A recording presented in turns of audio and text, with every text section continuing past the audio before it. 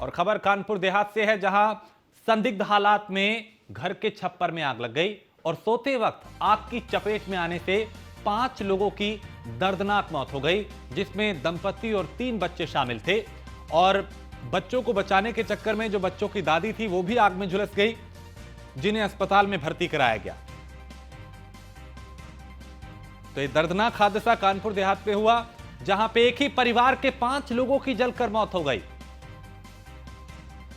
और रात के वक्त ये आग लगी, परिवार सो रहा था।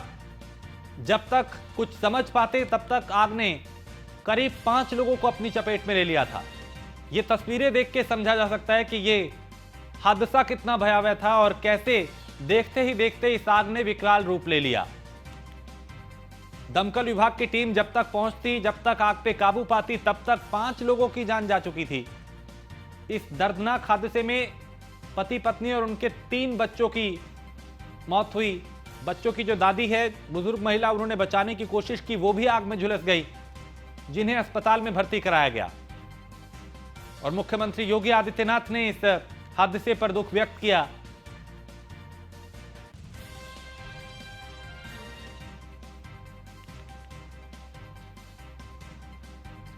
तो सूचना पर दमकल विभाग की टीम मौके पर पहुंची और काफी मशक्कत के बाद आग पर काबू पाया, लेकिन जब तक आग बुझाई गई तब तक 5 लोगों की जिंदगी को यह आग लील चुकी थी। और दर्दनाक हादसा, जहां एक ही परिवार के 5 लोग, जिसमें पति पत्नी और 3 बच्चे शामिल, उनकी जलकर मौत हो गई।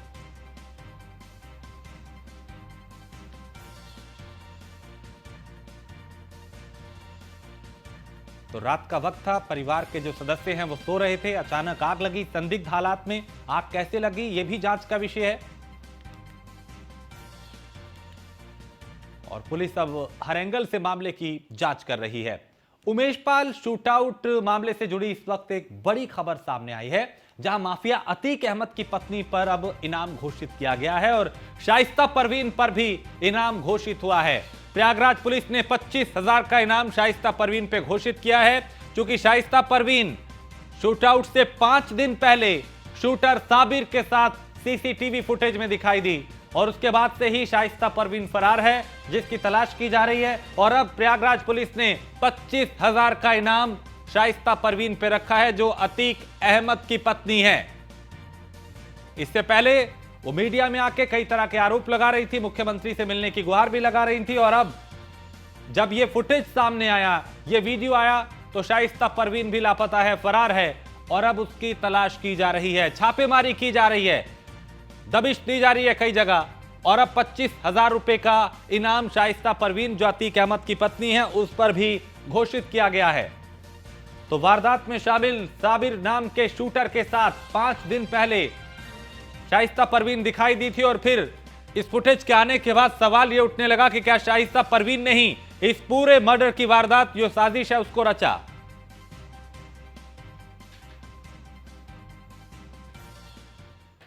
खबर लखनऊ से है, जहां H3N2 इन्फ्लुएंजा का जो गाइडलाइन है वो तैयार हो रही है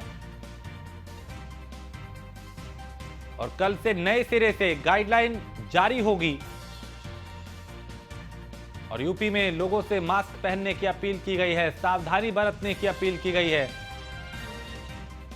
H3N2 के मरीजों की संख्या में चूंकि इजाफा होने लगा है और ये बढ़ती हुई संख्या चिंता को भी बढ़ा रही है शासन प्रशासन की। सामान्य फ्लू की तरह इसे बताया जा रहा है, लेकिन गंभीर बीमारी से ग्रसित बच्चों को लेकर सावधानी बरतने की अपील की गई है और अस्पतालों में बेड और दवाएं सुनिश्चित करने का भी निर्देश मुख्यमंत्री ने दिया है। और स्वास्थ्य महानिदेशक निदेशालय ने सभी सीएमओ को निर्देश दिया है इसके लिए। एसके वाजपेयी ज्यादा जानकारी के साथ। एसके, H3N2 इन्फ्लुएंजा का को लेकर गाइडलाइन जारी की गई है, उसमें क्या कुछ कहा गया है? बिल्कुल, यूपी के स्वास्थ्य महानिदेशालय की तरफ से प्रदेश भर के सभी सीएमओस को निर्देश जारी किए गए हैं कि जो गाइडलाइन दी जा रही है उस गाइडलाइन को फॉलो करें और कोशिश करें वो लोग जो कि इन्फेक्टेड हैं, जिनको लगातार खांसी या इन्फ्लुएंजा जैसी जिनको समस्याएं हैं, वो मास्क का प्रयोग करें। इसके लिए उनको प्रेरित किया जाए। हालांकि जो निर्देश है उसमें कहा गया है ये सामान्य फ्लू की तरह है, लेकिन जो गंभीर बीमारी से ग्रसित लोग हैं या जो बच्चे हैं उनको सावधानी बरतने की अपील की गई है। साथ ही साथ जितने भी उत्तर प्रदेश के सरकारी अस्पताल हैं, जिसमें जिला अस्पताल, सीएचसी और पीएचसी शामिल हैं, उन सभी में दवाएं और साथ ही साथ बेड आरक्षित करने के निर्देश दिए गए हैं कि कहीं पर भी अगर इस तरीके का कोई मरीज आता है और गंभीर बीमारी से पीड़ित है, उसको कोई दिक्कत है इस तरीके की, तो तत्काल उसको जो इलाज है वो अस्पताल में उपलब्ध कराया जाए, उसके लिए बेड आरक्षित कर दिए जाए। तो ये निर्देश उत्तर प्रदेश स्वास्थ्य महानिदेशालय की तरफ से प्रदेश भर के सभी मुख्य चिकित्सा अधिकारी हैं उनको जारी किए गए हैं। इसके बाद पे चूंकि हमने देखा कि योगी सरकार ने कोरोना को लेकर भी वक्त पे कई कदम उठाए थे, उसका नतीजा ये हुआ कि उसे अच्छे से कंट्रोल किया गया। अभी चूंकि इस वायरस के बहुत ज्यादा मामले नहीं हैं, बावजूद इसके शासन प्रशासन पूरी तरह से गंभीर है। बिल्कुल, क्योंकि केंद्रीय स्वास्थ्य मंत्रालय की तरफ से भी एक गाइडलाइन जारी की गई थी, जिसके बाद उत्तर प्रदेश स्वास्थ्य महानिदेशालय की तरफ से भी ये निर्देश उत्तर प्रदेश भर के सभी 75 जिलों के मुख्य चिकित्सा अधिकारियों को दिए गए हैं, जिसमें ये कहा गया है कि चूंकि अभी कोई ऐसी गंभीर स्थिति नहीं है और ना ही इससे कोई बहुत ज्यादा दिक्कत होने की संभावना है, लेकिन फिर भी जो लोग विभिन्न बीमारियों से पीड़ित हैं उनको इससे समस्या हो सकती है। इसलिए एहतियात के तौर पर ये तैयारियां रखी जाए, दवाओं की उपलब्धता सुनिश्चित की जाए, बेड्स की जो संख्या है वो देखी जाए, मतलब हर अस्पताल में बेड आरक्षित रहे। अगर इस तरीके का कोई मरीज आता है तो तत्काल उसको जो रिकमेंड दवाएं हैं वो तत्काल उपलब्ध कराई जाए, क्योंकि H3N2 के जो मामले हैं वो कई जगहों से निकलकर सामने आए हैं, जिसके बाद उत्तर प्रदेश स्वास्थ्य महानिदेशालय एहतियात के तौर पर ये निर्देश पूरे प्रदेश भर को जारी कर रहा है। बहुत शुक्रिया इसके बाद पे इस तमाम जानकारी के लिए। तो शासन प्रशासन पूरी तरह से अलर्ट है इस वायरस को लेकर और स्वास्थ्य महानिदेशालय ने सभी सीएमओ को निर्देश जारी किए हैं।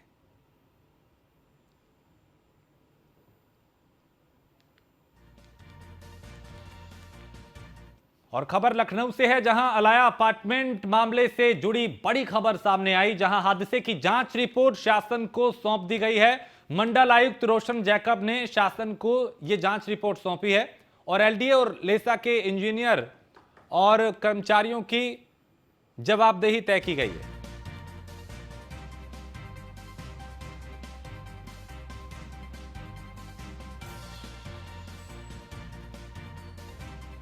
तो 24 जनवरी 2023 को 5 मंजिला इमारत जमींदोज हुई थी और जांच के लिए मंडल आयुक्त की अध्यक्षता में 3 सदस्यीय समिति बनाई गई थी और समिति ने अपनी रिपोर्ट अब शासन को सौंप दी है। तो अलाया अपार्टमेंट मामले में जुड़ी हुई ये बड़ी खबर, बड़ी अपडेट ये कि हादसे की जांच रिपोर्ट अब शासन को सौंपी जा चुकी है और उम्मीद ये कि जल्द इस पर एक्शन लिया जाएगा और जो दोषी है उनको इस तरह की सजा दी जाएगी कि दूसरों के लिए एक नजीर बने, जो अवैध निर्माण करते हैं, जो नियमों का उल्लंघन करते हैं।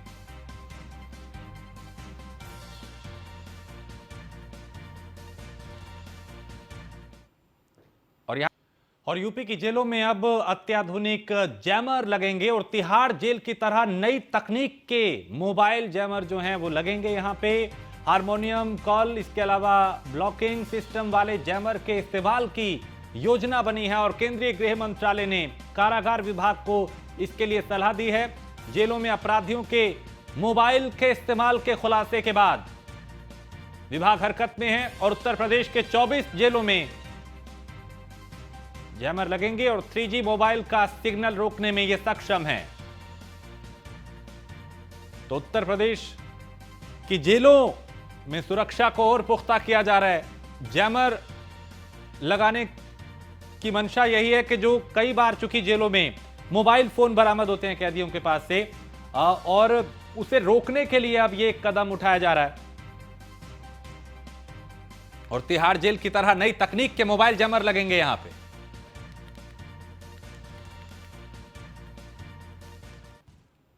और न्यूज़ वन इंडिया के पत्रकार पे हुए जानलेवा हमले के मामले में 14 दिन बीत जाने के बाद भी पुलिस के हाथ अपराधियों के पकड़ से दूर हैं और वहीं जनवादी पार्टी के राष्ट्रीय अध्यक्ष संजय सिंह चौहान ने पत्रकार पे हमले को लेकर कड़ी निंदा की और उन्होंने कहा कि अगर पत्रकार पे हमला करने वाला कहीं मुसलमान होता तो अब तक वो सलाखों के पीछे होता और उसके घर पे बाबा का बुलडोजर चल जाता।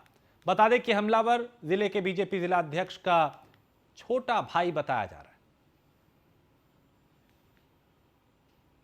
पहले तो मैं देवेंद्र खरे जी के ऊपर जो प्राणघातक हमला हुआ है इसकी मैं निंदा करता हूं और मैं प्रदेश सरकार और योगी जी से ये पूछना चाहता हूं कि जो मीडिया हमारे लोकतंत्र का चौथा स्तंभ है और हमेशा लोकतंत्र में यह मान्यता कि मीडिया हमेशा सरकार के विपक्ष में खड़े होकर के सरकार को आईना दिखाती रहेगी, जिससे कि सरकार सही निर्णय लेकर के आवाम के हितों के लिए काम करती रहे। आज वही मीडिया जब सच्चाई दिखाने का प्रयास कर रही है तो पत्रकारों पर हमले हो रहे हैं, उनके ऊपर सरकार द्वारा मुकदमा हो रहा है, तो सरकार के खिलाफ कोई चीज़ दिखा दे रहे हैं तो तुरंत हैं। तो इससे यह जाहिर हो रहा है भाजपा सरकार इस लोकतंत्र के चौथे स्तंभ को खत्म करना चाहती है, जिससे कि वह जनता के ऊपर पूंजीवाद और फांसीवाद को थोप सके और इसके खिलाफ कोई बोल न सके। और अगली खबर अमरोहा से है, जहां पुलिस ने तलाशी के दौरान 2 वाहन चोर गिरफ्तार किए हैं और चोरी की हुई एक बिना नंबर प्लेट की बाइक भी बरामद की है। पुलिस टीम को देख के भागने की इन्होंने कोशिश की थी और पुलिस ने घेराबंदी कर इस चोर को शिकंजे में लिया है।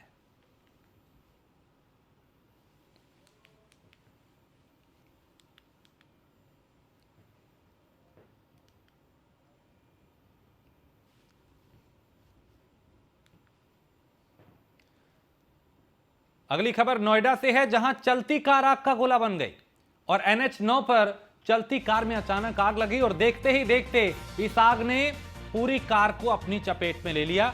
जो लोग इसमें मौजूद थे उन्होंने वक्त रहते इससे कूद के अपनी जान बचाई और ये तस्वीर उस आग की जहां बीच सड़क पर ही ये कार आग गोले में तब्दील हो गई महज चंद मिनटों में ही।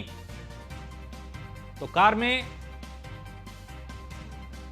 शॉर्ट सर्किट की वजह से बताया जा रहा है कि ये आग लगी है और चंद मिनट में ही ये पूरी कार जो है वो जलकर राख हो गई। NH9 पर चलती कार में आग लगी तो कार सवार लोगों ने कूदकर अपनी जान बचाई। आप इस तस्वीर को देख के समझ सकते हैं कि यह हादसा कैसे देखते ही देखते इतना बड़ा हो गया कि चंद मिनट में ही ये पूरी कार जल के राख हो गई।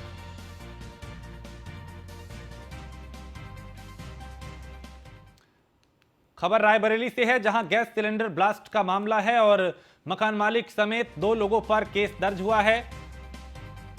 यहां से 17 छोटे सिलेंडर समेत 23 गैस सिलेंडर बरामद हुए हैं। रिफिलिंग से सिलेंडर में हादसा हुआ था और हरचंदपुर थाना क्षेत्र के कस्बे में यह घटना हुई थी।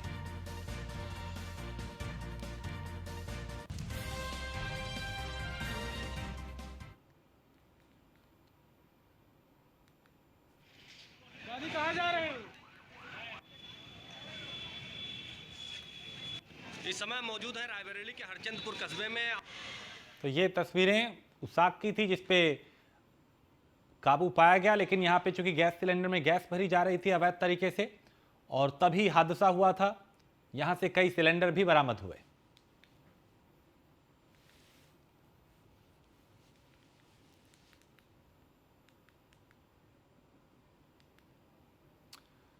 और झांसी के बड़ा गांव में भी आग की खबर सामने आई, आग की तस्वीरें यहां से सामने आई और आग की तेज लपटें देख यहां पूरे इलाके में अफरा तफरी मच गई।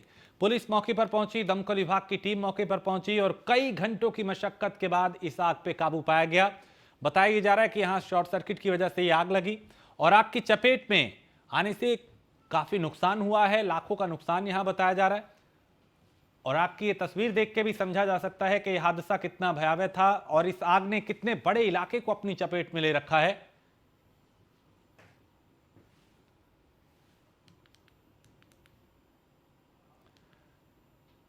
खबर बागपत से है, जहां 2 साल में पकड़ी शराब नष्ट कराई गई है और पुलिस ने जो शराब पकड़ी थी उसे नष्ट किया है। 43 मुकदमों में शराब ये नष्ट हुई है और जेसीबी से गड्ढा खोदकर इस पूरी शराब को यहां नष्ट किया गया। खेकड़ा कोतवाली पुलिस ने कार्रवाई की है।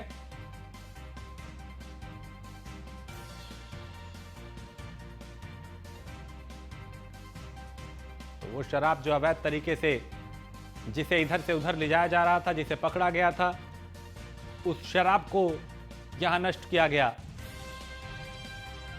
और 2 साल में जितनी भी शराब पकड़ी गई थी उस शराब को नष्ट किया गया। और कानपुर में बिल्लोहर पुलिस और एसटीएफ लखनऊ टीम ने नशा तस्करों के खिलाफ बड़ी कार्रवाई की है, जहां 45 लाख की चरस बरामद की है। साथ ही 2 तस्करों को भी गिरफ्तार किया है और इस दौरान 8 किलो से ज्यादा चरस यहां से बरामद हुई है। इसकी कीमत करीब 45 लाख रुपए बताई जा रही है।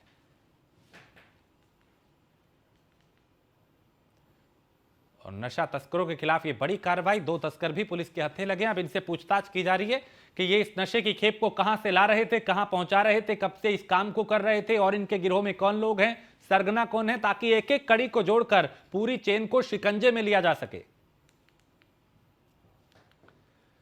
खबर फर्रुखाबाद से है, जहां मामूली कहासुनी को लेकर मारपीट हुई और महिला के ससुराल पक्ष ने मारपीट की है। ससुराल पक्ष ने महिला को जमकर पीटा है। महिला ने आरोपियों के खिलाफ मामला दर्ज कराया। मारपीट में महिला गंभीर रूप से घायल हुई है और मायका पक्ष ने महिला को जिला अस्पताल में भर्ती कराया। मीरापुर थाना क्षेत्र का यह मामला है।